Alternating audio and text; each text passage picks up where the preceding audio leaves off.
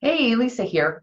I was having a conversation with a person who does a ton of corporate training, and she was telling me about the last gig she had, and she's like, "Those are really different than my typical ones."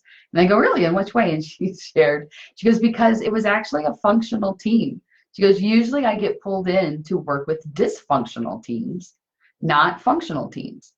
And I thought about it, and I thought, okay, well, let's think about, typically who is going to ask an outside trainer or facilitator to come in and work with their group?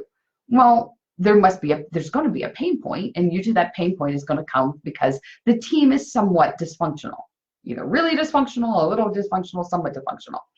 And so it was an interesting conversation that we were having about, who are the people who typically contact us? What are some of their pain points, and what does that look like?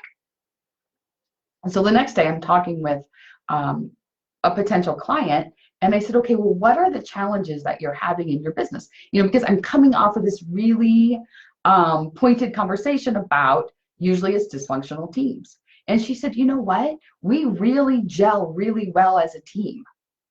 I want to bring you in to give them added value as humans. I want them to just up their skill set in general about how they interact with each other and with their clients.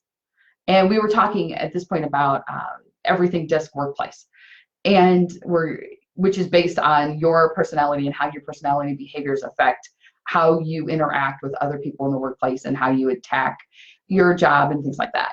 And I thought, how funny that this is the exact opposite perspective that I had just been talking about the day before, about the fact that, training isn't just for dysfunctional teams. Having productivity training or communication training or training around how your personality affects your behavior, which affects your work and affects how you sell and affects how you approach conflict and affects how you manage.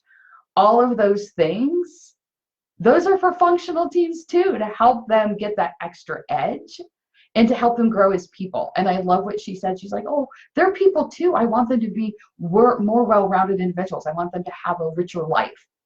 So as you're evaluating your workplace, maybe you do have some pain points that can be looked at through the lens of increasing their effectiveness, increasing their efficiency, allowing them to take more strategic action instead of just feeling busy all day.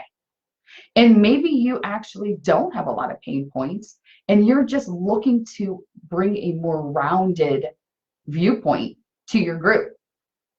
Either way, having someone come out and do some corporate training could be a really good option for you.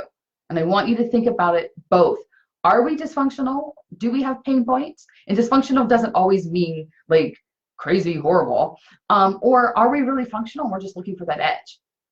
So I invite you to let me know, what do you think is going on with your team? What are some of your strengths? What are some of your challenges right now? Post them in the comments below. And I'm happy to answer any questions that you may have about what training could look like in your arena and what the value add that could bring.